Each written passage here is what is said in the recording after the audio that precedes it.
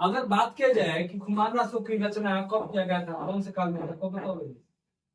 कुमार रासो का सर आदिकाल में। आदिकाल में, समय पूछ रहे हैं। 9वीं शताब्दी। कब किया गया था? 9वीं शताब्दी। ठीक है। ये कैसा काव्य था? वो तो एक प्रबंध काव्य था। ठीक है, यस सर। तो यहाँ तक हो गया था। अगर भाषा पूछते उसकी तो राजस्थानी भाषा थी। तो अब आज हम लोग अगला टॉपिक है विसल देव रासो। ठीक है, हेडिंग डालो विसल देव रासो। तो इसके रचयिता कौन है, यानी लिखने वाले? नरपति नादव। ठीक है, अगर बात किया जाए कि विसल देव रासो के रचनाकार कौन है या रचयिता कौन है, तो क्या लिखोगे? नरपति नादव। ठीक है, अगर बात किया जाए कि ये कब लिखा गया था, रचना का समय, ये कब लिखा गया था, रचना का समय क्या था, तो ये 1155 ईस्वी। कब की बात हो रही है? 1155 ईस्वी की बात है। ठीक है,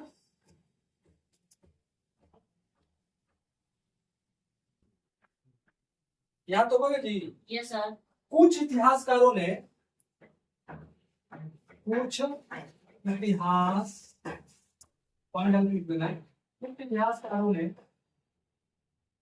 इसे 1272, किस किस को आता है जी? हिंदी 1 2 नहीं, 1 2 नहीं, एक ही का है, दो ही का है, वो वाला गिनती 1 2 तो सबको आता है।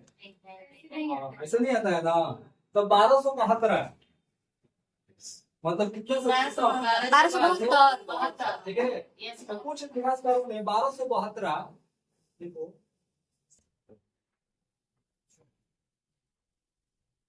कुछ इतिहासकार जो है इसको 1272, ठीक है, यहाँ तो हो गया का अर्थ। 1272 का अर्थ का मतलब 1272 कितना जी? 1272। ठीक है, भी मानते हैं, यानी 1272 भी मानते हैं। ठीक है, कुछ लोग।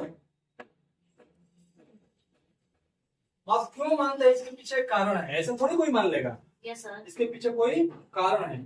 ठीक है जी, परंतु इसके आगे थोड़ा और इसको पहले कंप्लीट किया जाए। परंतु कुछ इतिहासकार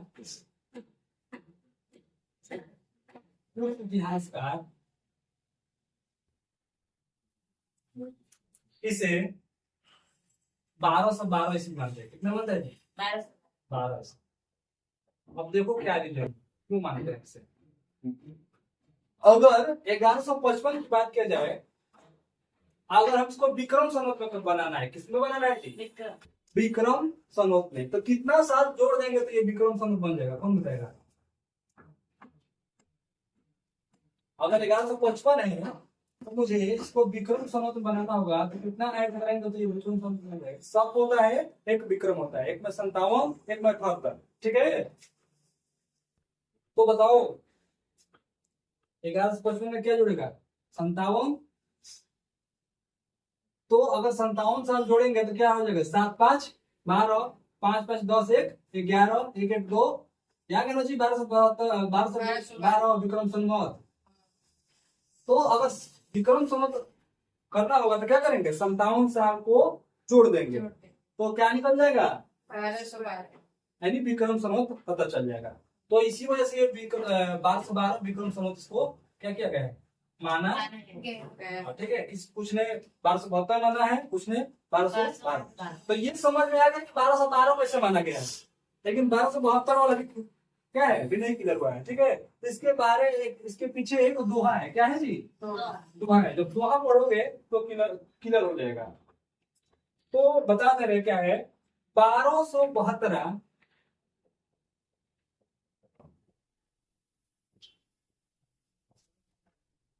1272 मछारी। ये तुम लोग की भाषा नहीं है, यहाँ पे नॉर्मल भाषा। ठीक है, ब्रज है कि क्या है? जेठ बंदी नौमी बुधवारी, जेठ बंदी नौमी बुधवारी। कुछ समझ में आ रहा है? ऊपर को निकल रहा है। हाँ। नाला रसायन इसे दूसरा हाँ नागा नागा रसायन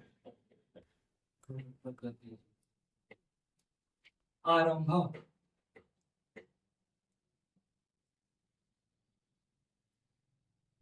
सारण तुकी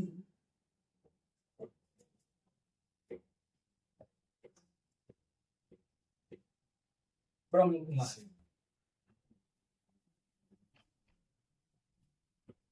यहाँ तो हो गया जी। तो देखो क्या बोल रहा है, ये कहां से क्लियर हो जा रहा है, 1272 यहीं से क्लियर हो जा रहा है कि किसकी बात हो रहा है जी। ये 1272 कहां से आया, ये जो 1272 लिखा गया ना जी, तो ये 1272 जेठ बंधी जेठ के होता है ना जी। जब हिंदी में महीना पढ़ोगे तो एक जेठ का भी आता है, जेठ बैसाख आषाढ़, तो उसके बोला है जेठ और नौमी। नौमी एक आता है जो कि कुछ दिन पहले ही बीता है, हाँ, जिसको नौमी बोला जाता है। नौमी बुधवार यानी उस दिन की केवल कौन सी दिन, बुधवार। नाला रसायन नाला की रचना, ठीक है जी, किसने रचना किया था, नाला ने विश्वदेव की। आरंभ आरंभ मतलब क्या होगा, स्टार्ट। सारण तुकी ब्रह्म कुमारी, ठीक है। तो ये यहाँ से हमारे क्लियर हो गया कि 1272 कैसे माना गया है और 1212 कैसे माना गया। यहाँ तो हो गया सबका, हाँ। तो मिटा रहे हैं आप ऊपर में, ठीक है जी।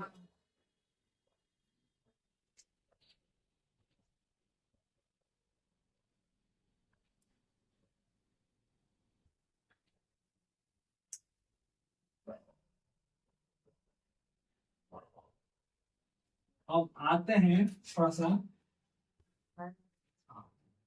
अच्छा, नायक और नायिका नाम सुने हो, यस सर। क्या होता है नायक नायिका, अरे बोलो। हीरो हीरोइन, आज की टाइम की बात किया जाएगा तो हीरो हीरोइन। अब पहले के जमाने में क्या चलता था, नायक नायिका। नायक और नायिका चलता था, ठीक है। अगर हिंदी की बात किया जाए तो हीरो हीरोइन नहीं चलेगा, वहां पे नायक ही आएंगे और नायिका भी आएंगे, ठीक है जी। तो अब आते हैं इसकी मूल कहानी पे, थोड़ा सा इसमें पहले चलते हैं। इसमें रस, क्या रस है, किस रस की बात किया गया है, तो इसमें इसमें कौन सा प्रधान रस है, ठीक है जी। तो इसमें है संयोग रस, कौन है, संयोग रस, ठीक है जी। और वियोग रस भी है। ज्यादा से ज्यादा जब संयोग होगा तो क्या आएगा, वियोग। वियोग आएगा। करना ये पठान है प्रधान रस में इसमें सबसे ज्यादा कौन सा रस का प्रयोग किया गया है, तो संयोग रस और वियोग रस। और संयोग मतलब कि जब नायक और नायिका मिलेंगे तो क्या कहलाएगा, संयोग। संयोग रस में खूब खुश होंगे, अच्छे से रहेंगे खूब। हाँ, जब नायक और नायिका भी छोड़ जाएंगे तो क्या कहलाएगा, वियोग। दुख होंगे या रोएंगे गाएंगे, ये सब होगा जी। तो यह वियोग रस होगा, ठीक है।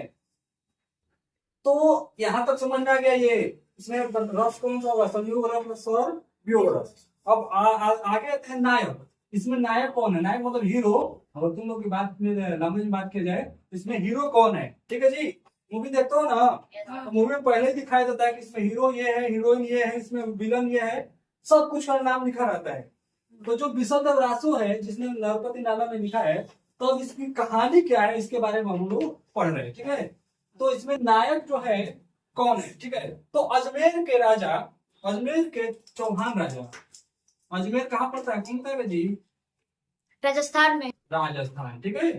अजमेर के चौहान राजा, चौहान वंश यानी चौहान मतलब चौहान वंश, चौहान राजा, यहाँ तो हो गया विश्वदेव तृतीय। क्या नाम था इनका, विश्वदेव तृतीय।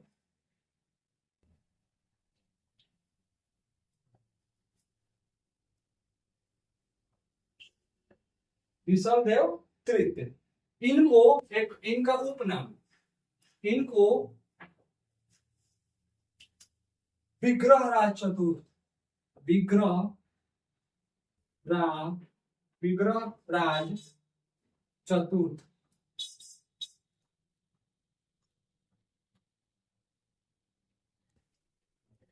के नाम से भी जाना जाता था, मतलब उपनाम।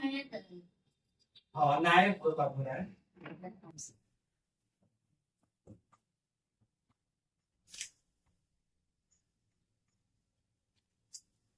अब देखो क्या बात होता है, कि जो अजमेर के राजा कौन है, अब नायक और नायिका यानी मेन अब कहानी पे आ चुके हैं। रचना पढ़ लिए, किसने किया है, कब किया है, अब उसकी कहानी के बारे में पढ़ रहे हैं। तो इसमें नायक है अजमेर के चौहान राजा बिसल देव तृतीय। इनको एक और नाम से जाना जाता है, क्या नाम है, विक्रम राज चतुर्थ के नाम से भी इनको क्या किया जाता है, जाना जाता जाना है। जाता है। अच्छा ये बताओ, ये तृतीय लिखा है, ये चतुर्थ लिखा है, इसका मतलब क्या होगा? तीसरा चौथा ये तो समझ में आ रहा है, लेकिन तीसरा का मतलब क्या, मान के चलो प्रथम द्वितीय तृतीय, ये समझ में आ रहा है कि एग्जैक्ट चल क्या रहा है, क्यों तृतीय लिख रहा है, क्यों प्रथम लिख रहा है, क्यों द्वितीय लिख रहा है। ये मतलब ये तीसरा नाम है, ये चतुर्थ का चौथा नाम नहीं, ये तो संस्कृत रट लिया, प्रथम मतलब पहला, दूसरा मतलब दूसरा। तो चलो तो वहां पे सही है, लेकिन यहाँ पे देखो कहानी क्या है। अब देखो कैसे पहचानेंगे कि तृतीय क्यों दिया है, चतुर्थ क्यों दिया है, या फर्स्ट क्यों, द्वितीय क्यों देता है, प्रथम क्यों देता है। मान के चलो 3 लोग हैं, ठीक है, किसी के घर की बात करते हैं, तो 3 लोग हैं, एक दादा है, एक उनके लड़का होगा, ठीक है जी, और एक इनका लड़का, लड़के का लड़का, ठीक है जी। Yes sir. तो मान के चलो इनका नाम क्या है, बिसल देव, इनका क्या नाम है, बिसल देव, ठीक है। तो जब इनका ये लड़का है सेकंड वाला, ये वाला, तो इन्होंने बोला कि हमारा लड़का का नाम भी क्या होगा, बिसल देव ही होगा। देव ही होगा, लेकिन इनका भी नाम रख दिया गया बिसल देव, और इनका भी नाम। और प्रजा कंफ्यूज हो गई, क्यों कंफ्यूज होगी, राज्य के जो राजा है लोग कंफ्यूज हो जाएंगे, क्यों जी, कि इनको भी नाम बिसल देव, इनका भी नाम बिसल देव। तो पता चला बुलाएंगे इनके लड़के को, तो आ जाएंगे दादाजी, दादाजी को बुलाया जाएगा तो इनके लड़का पहुंच जाएगा, होगा कि नहीं होगा कंफ्यूजन।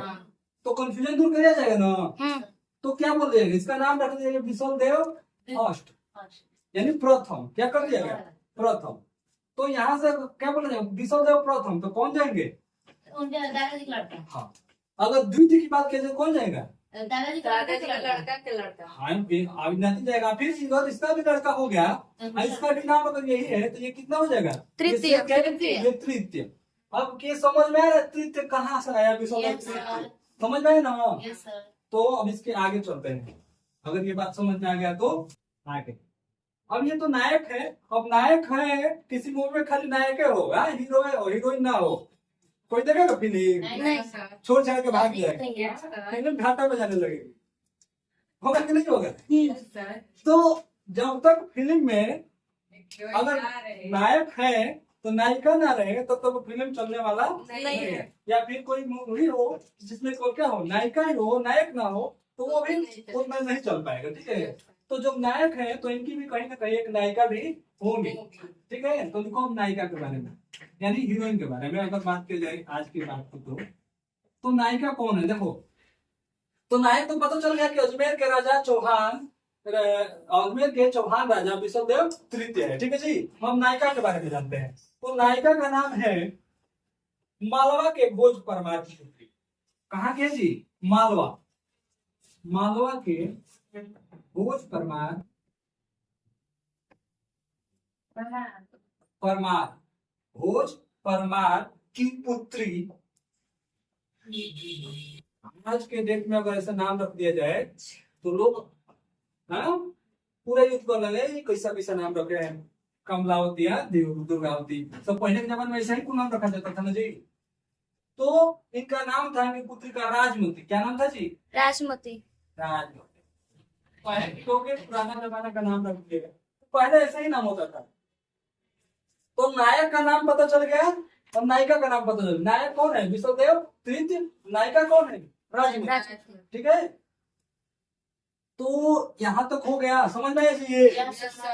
अब फिल्म है बिसल देव रासो, रचयिता है नरपति नारवा, नायक है बिसल देव रासो। ये कहाँ के हैं, बिसल देव रासो अजमेर राजस्थान के हैं, और नायिका है क्या, मालवा भोज की पुत्री, हाँ, महाराज भोज परमार की पुत्री, इनका नाम है राजमती। राजमती। अब इनकी कहानी 4 भाग में बांट दिया गया, कितने भाग में जी, 4 भाग में बांट दिया गया। तो इस रचना का विभाजन, इस रचना मतलब बिसल देव रचना, ठीक है।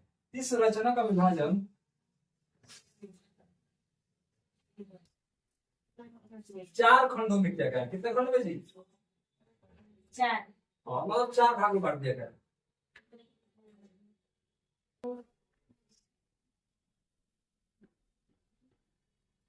कितने भाग में बांट दिया गया? 4 भागों में बांट दिया गया। ठीक है। प्रथम खंड देखो, पहला खंड क्या है? पहला खंड क्या है इसके बारे में समझना।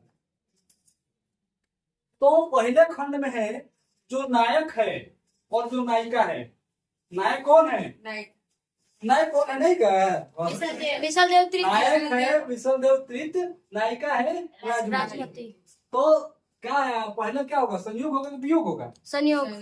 जब मिलेंगे तभी तो बिछड़ेंगे जी। Yes, sir. जब मिलेंगे ही नहीं तो बिछड़ेंगे कहाँ से? तो पहले मिलाया जाएगा, फिर इनको मिलाया जाएगा, कुछ देर के लिए छोड़ा जाएगा, फिर बिछड़ाया जाएगा, फिर से मिलाया जाएगा। मूवी में ऐसे ही होता है ना। पहले मिलते हैं, फिर कुछ देर के लिए छोड़ देते हैं, फिर विलन आता है उसको अलग कर देता है, फिर से वो लोग मारपीट कर लास्ट में मिल जाते हैं। तो वही कहानी चल रही है यहाँ पे भी। प्रथम खंड है, देखो, मालवा के भोज परमार की पुत्री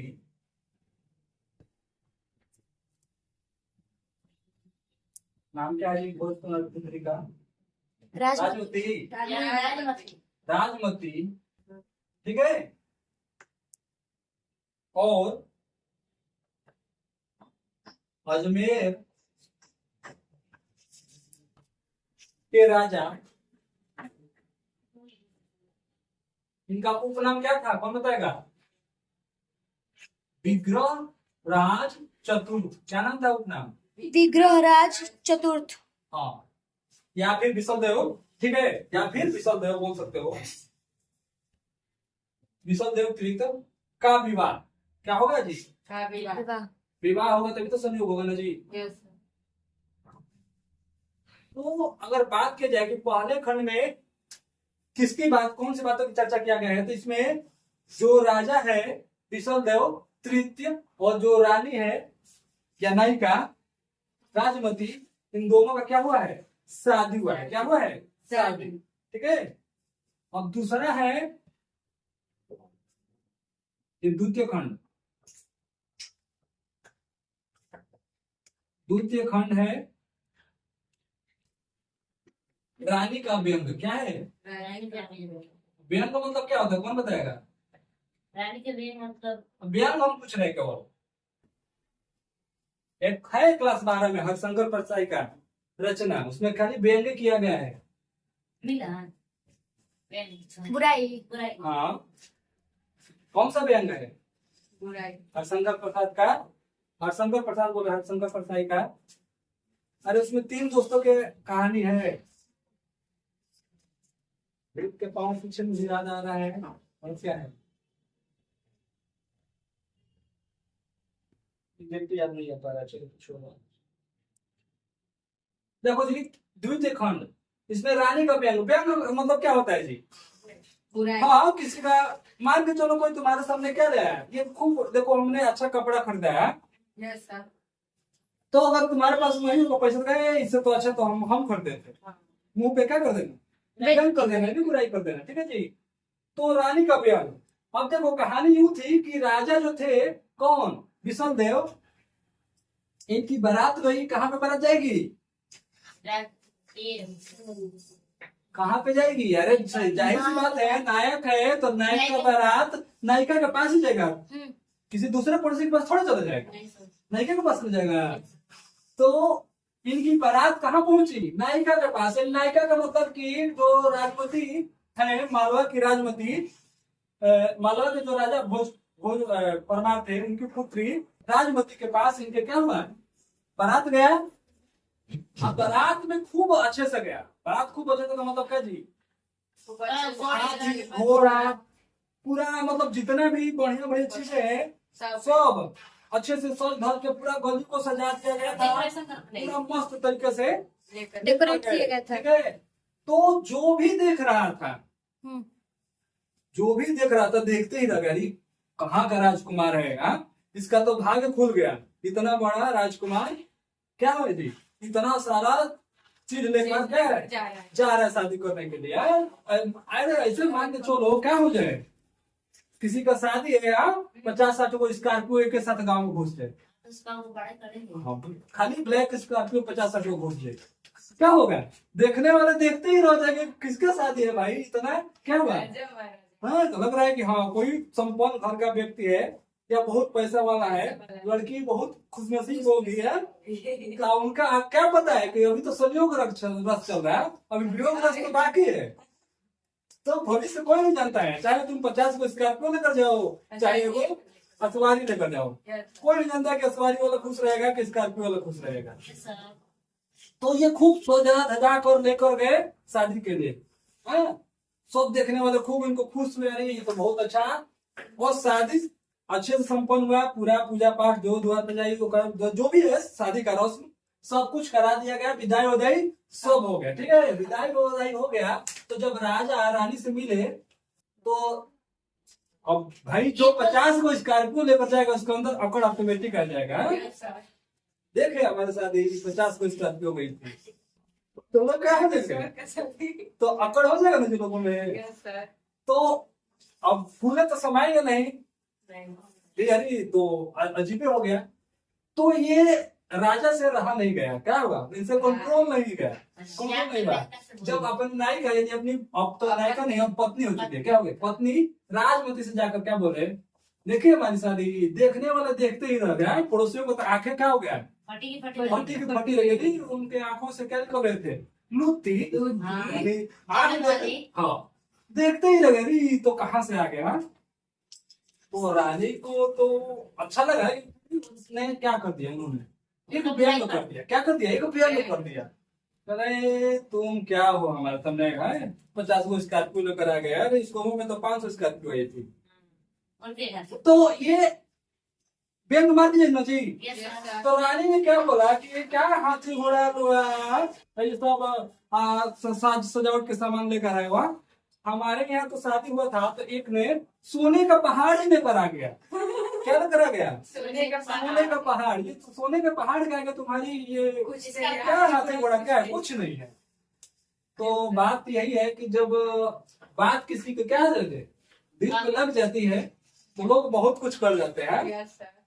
तो हुआ यूं कि रानी के व्यंग किसको लगे जी, राजा जो थे विश्वदेव रासो, जो विश्वदेव तृतीय थे, इनको रानी की बात, रानी राजमती की बात बहुत बुरा लगा कि इन्होंने क्या शादी हुआ, पहली मुलाकात में यही बात हो गया कि तुम क्या किए, हमारे यहाँ तो सोने का पहाड़ आ गया था और तुम एक लेकर आए हो हाथी घोड़ा। तो ये सब तो छोट मोट काम है। तो इस बेचारे को इसने उसका चेहरा उठाकर देखा था, उसके बाद अब हो गया मेरा, अब हम तो अभी तुमसे आगे मिलेंगे जब हम सोने का पहाड़ लेकर आएंगे। रानी ने किया था व्यंग, रानी ने किया था व्यंग, वो सच्चाई नहीं था, वो व्यंग किया था। हाँ बस अंग्रेजी लोग मजा लेते हैं, जिसको व्यंग में तो मजा लेते हैं। तो रानी ने व्यंग किया तो राजा ने उसको सीरियसली ले लिया। अब बोला कि अब हम तब तक नहीं आएंगे तुम्हारे पास जब तक सोने का पहाड़ न लेकर आ जाए, ठीक है जी। अब रानी को अपनी बात का बहुत पछतावा होगा कि मैंने बेकार में ये सब बात बोल दिया। वो कितना भी रोई गाई लेकिन वो मानने वाले नहीं थे, समझ में आया ना जी। अब समझ रहे संयोग रस के बाद वियोग रस कैसे आ रहा है, संयोग के बाद कैसे वियोग रस आ रहा है, आना है तो अंदर जब। तो देखो आगे कहानी सुनो। तो ये अगर बात की जाए दूसरे खंड की, तो दूसरे खंड में लिखोगे विशलदेव का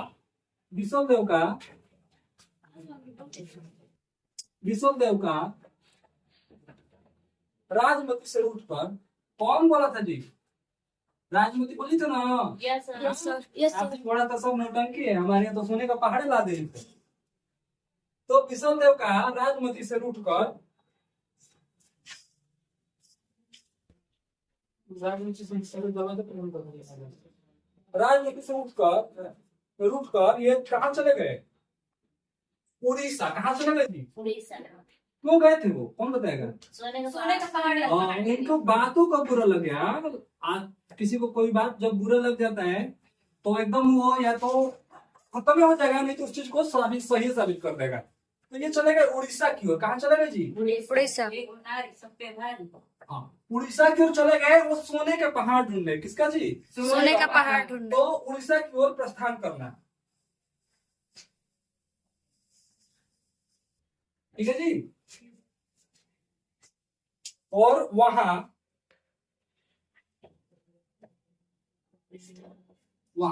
एक वर्ष तक रुकना है। कितना वर्ष जी? 1 वर्ष। 1 वर्ष तक रुक गए। समझ में आ रहा है ना जी? राजा एक नायक और नायिका मिले। हाँ, फिर बिछड़ गए। हाँ, प्रेम संबंध हुआ, शादी भी हो गया उनके मर्जी से। हाँ, दोनों के घर लोग तैयार भी हो गए शादी के लिए। और ये खूब धूमधाम से अपनी बारात में बेचारे लेकर गए। हाँ, हाथी घोड़ा सब, सोना चांदी ज्वेलरी जितना है सब पूरा गलियों तक सजा दिए थे, ऐसे कि लोग देखते ही रह जाए, देखने वालों देखते ही रह गए। लेकिन बेचारे ने एक गलती क्या कर दी कि इसको इतना खुशी था अपनी शादी को लेकर कि हमने बहुत सारा अच्छा काम किया है, बहुत सारे चीजें लेकर गया। तो ये रानी से जाकर डायरेक्टर बोल दिया, देखिए हमारी शादी यार इतना धूमधाम से हम किए। तो क्या बोली कि ये क्या है, हमारे यहाँ तो पहाड़, सोने का पहाड़ लेकर आ गए थे। तो बेचारे का जो एक भ्रम था कि खूब धूमधाम से किया, उसका क्या हो गया? टूट गया। लेकिन वो व्यंग की थी, इसने उस बात को क्या कर लिया? सीरियस ले लिया। तो ये बोला कि अब घूंघट तो उठा लिया, लेकिन इसके आगे अब तुमसे तभी मिलेंगे जब तुम क्या करोगे? सोने का और सोने का पहाड़ लेकर आएंगे तुम्हारे पास। तो ये उसी क्षण इसको क्या कर दिया? त्याग दिया। क्या कर दिया? त्याग दिया और उड़ीसा को चले गए सोने के पहाड़। तो ये संयोग रस था प्रथम खंड। और दूसरा खंड अब आएगा कौन सा रस? वियोग।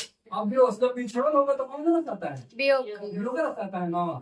तो अब रानी को पछताओ आगे बेकारे में हम इतना बुरा बात इनको बोलिए। लोग होता है ना जी, मजाक में बोलता है और वो सीरियस ले लेते हैं। हाँ, दूसरा ये कि वो छोटा मोटा समझ के बोलता है, लेकिन कोई किसी बात को सीरियस ले लेता है, तो बाद में पछतावा होता है। तो वही है, आपका पश्चात जब चिड़िया चुग गई खेत। तो जब गलती कर दिए हो तब पछताने से कोई फायदा नहीं है। अब भुगतना ही पड़ेगा। तो भुगतना यूं पड़ा कि राजा क्या बोले, अब हम तुमसे नहीं मिलेंगे जब तक सोने का पहाड़ न लगे। 1 साल के लिए वो कहाँ चले गए? उड़ीसा। आज तृतीय खंड। तो 2 खंड बता चुके हैं, आज तृतीय खंड। तो तृतीय खंड में क्या होगा जी? जब बिछड़न होगा तो क्या होगा? रोहे रूप में होगा। Yes sir. हाँ, तो कौन रोएगा? राजा की रानी? रानी। रानी गलती की है तो रानी ना रोएगी, राजा थोड़े रोएगा। राजा तो गया खिसिया के कमाने। हाँ? अरे वो आज के जो नायक होगा वही मिल जाएगा। आज के नायक की बात कर जाए, हाँ, कोई बोल दिया तो 10,000 तो कमाते हैं, इसमें मेरा क्या होगा? भाग जाएगा छोड़ छाड़ के कमाने। हम 1 लाख कमाएंगे सैलरी तभी आएंगे। तो समझ में आ रहा है ना जी? तो जो रानी कौन थी? राजमती। ठीक है जी। का विरह वर्णन। विरह मतलब क्या होता है जी? दुख। दुख की बातें वर्णन मतलब की बात किया गया, दुखों का वर्णन किया गया। ठीक है जी। तथा विषम देव का उड़ीसा से लौटना। तथा विषम देव का क्या करना जी? उड़ीसा से लौटना।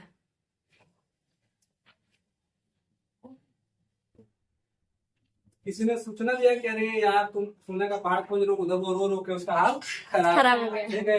तो लेकिन ये तब भी नहीं है, ये वास्तव में वहां पे गए, वहां के राजा से वहां की चीजें जीते। उन्होंने वहां जब उड़ीसा गए ना, तो ये अपने बल से या पराक्रम से वहां के राजा को जो भी मान लो नहीं आक्रमण दूसरा कर देता है तो बचाए। तो राजा खुश होकर बोला कि हम अपनी बेटी से तुम्हारी क्या करना चाहते हैं? पहले के जमाने में ऐसे ही होता था, ये जान लो कि अगर कोई हेल्प कर दिया ना तो उसी से वो लोग शादी करा देते थे अपनी लड़कियों से।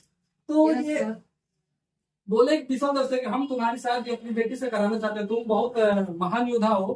तो ये बोले कि नहीं, क्यों? क्योंकि हम पहले ही ऑलरेडी क्या है, शादीशुदा है। क्या है जी? शादीशुदा है। तो ये बोले अच्छा ठीक है। तो ये बोले कि तुम यहाँ पे आए क्यों? सोने का पहाड़। ये तो ये बोले कि तुम यहाँ पे किस लिए आए। तब ये अपना कहानी सुनाए उनको कि जो हमारी शादी थी, ऐसे शादी हुई थी, हमारी पत्नी ने हमको ऐसा बोल दिया, तो हम सोने के पहाड़ को ढूंढते ढूंढते आपके राज उड़ीसा में आ गए। तो राजा ने बोला अच्छा ये बात है, तो जाओ वहां पे वो सोने का पहाड़ है। उसने कुछ हिस्सा ले लिया और लेकर कहाँ पे लौट आया? घर अपने अपने घर। कहाँ पे? अजमेर। कहाँ पे? अजमेर। ठीक है जी। अब आ जाओ चतुर्थ खंड।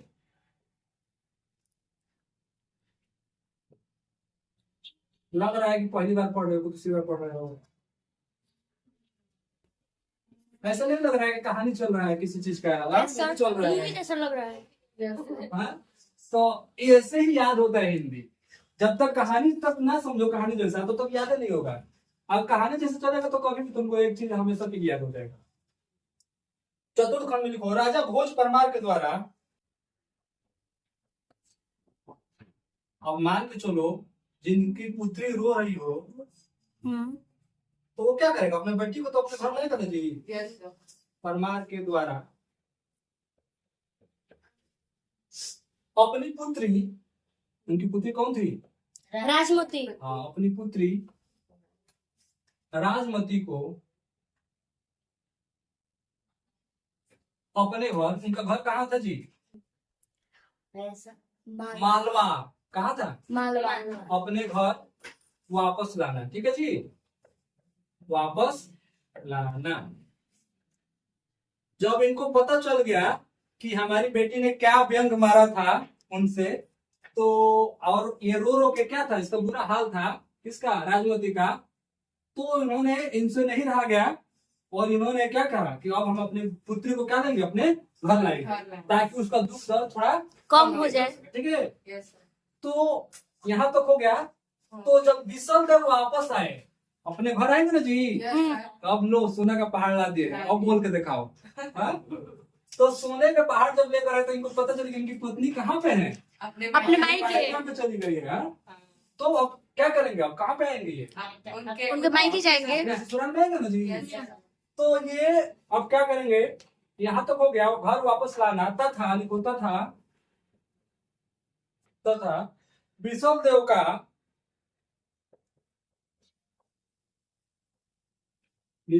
का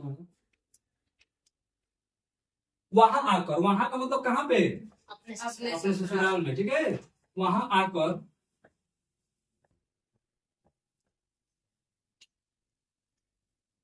राजमती को, किसको जी? राजमती को। आपकी बार सोना हाथी घोड़ा सब उधर ही रखा है, पहल का बरकत मिल गया है इनको झटका।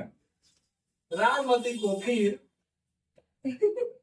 ले समझ गए हैं कि क्या गलती किए थे, फिर से चित्तौड़ ले जाना। चित्तौड़ यानी अजमेर की तरफ। ठीक है जी,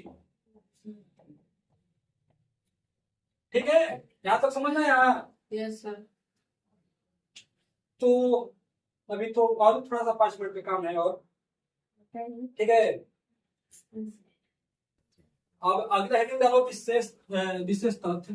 2-3 पॉइंट है लिखना जरूरी है। तो ये समझ में आया ना जी, विषम देवरासु किसी को ऐसा है कि नहीं समझ में आया हो आ कि गया क्या कहानी है और इसकी रचना किसने किया था, कब किया था, इसको कितने खंडों में बांटा गया था? 4 खंडों में बांटा गया था। तो चारों की कहानी क्या थी? पहले प्रथम में क्या था, द्वितीय में क्या हुआ, तृतीय में क्या हुआ, चतुर्थ में क्या हुआ। यहाँ तक हो गया। तो अगला हेडिंग डालो विशेष तथ्य। थोड़ा इसके बारे में विशेष बातें क्या थी उसके वो देख लिया जाए। तीसरा है ना? अरे हेडिंग डाल दो विशेष तथ्य। तीसरा हेडिंग हाँ, विशेष तथ्य लिखकर लिखो पहला पॉइंट। बड़ी मजेदार है, हिंदी बहुत मजेदार है। इतना कहानी इसमें कुछ सुनोगे तो मन भरेगा नहीं, सुनते ही रह जाओगे। हाँ लिखो, यह मात्र 100 पृष्ठों का, यानी इसमें 100 ही पृष्ठों का लघु मतलब होता है छोटा। ठीक है जी, लघु अंश है, यानी छोटी कहानी है। 100 पृष्ठ में ही, 100 पेज में ही इस कहानी को लिख दिया गया है। किसको? विषम रासो को। ठीक है, यहाँ तो हो गया। इसमें अगला पॉइंट, इसमें राजस्थानी ब्रज एवं मध्य प्रदेश की भाषा का प्रयोग किया गया है।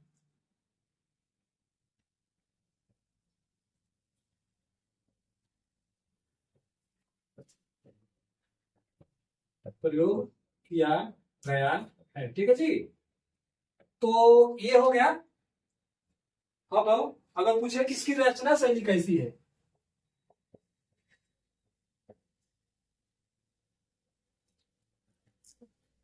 इसकी रचना शैली, तो इसकी रचना शैली कैसी है, देखो भाई, पिंगल शैली कैसी है, पिंगल शैली। पिंगल लिंगल आएगा आगे,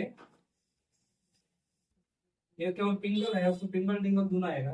पिंगल शैली, ठीक है जी, मानी गई है।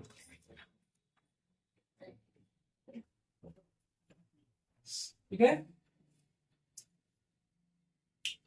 अगर बात किया जाए इसमें कौन सी रस की प्रधानता है, इसमें कौन सी रस की प्रधानता है, तो इसमें श्रृंगार रस, कौन सी रस जी, श्रृंगार रस। श्रृंगार रस की प्रधानता है।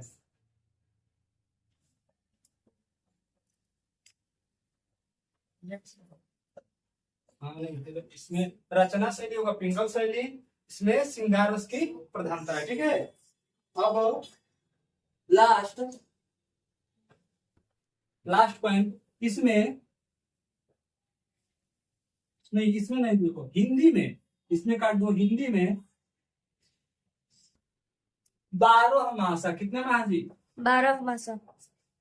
अच्छा कुछ रिलेट कर पा रहे हो, 12 मासा क्यों लिखा गया यहाँ पे, क्योंकि 12 महीने तक वो जो राजमती थी हम्म, कितने सालों तक रोई थी, 1 साल। 1 साल तक रोई थी। हाँ, एक बात बोल दी उठकर चले गए, तो यानी 1 साल में कितना महीना, 12 महीना होता है ना जी। Yes sir. तो 12 महीने को क्या बोल नाम दे दिया गया है, 12 मासा।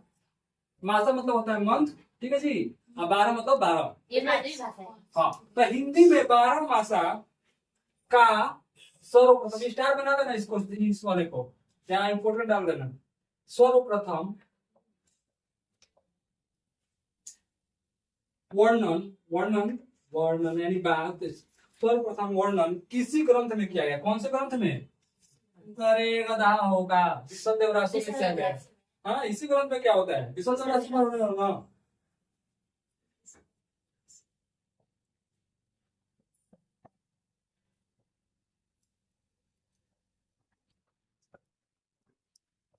तो ये अगर पूछा जाए कि 12 मासा का वर्ण रचना किसने किया था, तो क्या बताओगे, 12 मासा के रचनाकार कौन है। हाँ, तो कौन होंगे, विशल देव।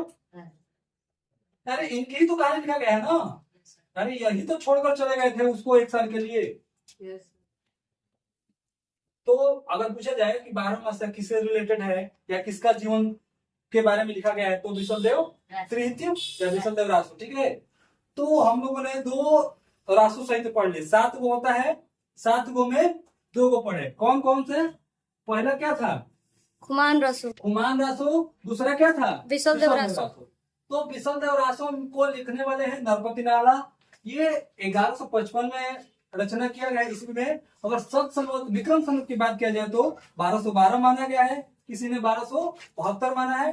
ठीक है, क्या हो गया, चलो ठीक हो।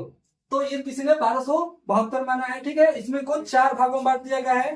पहला है खंड में संयोग रस, दूसरा खंड में पहला, दूसरा में संयोग है, तीसरा में वियोग है, और चतुर्थ में फिर से उनका घर वापसी है। ठीक है, और इसमें अगर बात किया जाए तो ये 100 पृष्ठ का लघु अंश है, और इसको राजस्थानी, ब्रज और मध्य प्रदेश की भाषा में लिखा गया है। इसकी रचना शैली है पिंगल शैली, रस है श्रृंगार रस।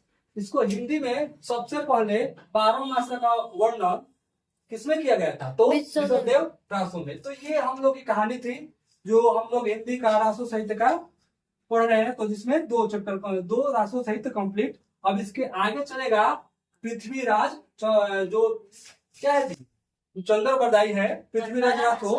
हाँ, तो अगला चलेगा पृथ्वीराज रासो, जिसके रचयिता है चंद्र बरदाई। इसकी भी कहानी जबरदस्त है। तो अगला कहानी स्टार्ट होगा पृथ्वीराज रासो, तो ये कल से स्टार्ट होगा। तब तक के लिए क्या करते हैं, सर ठीक हाँ, है। खत्म करते हैं।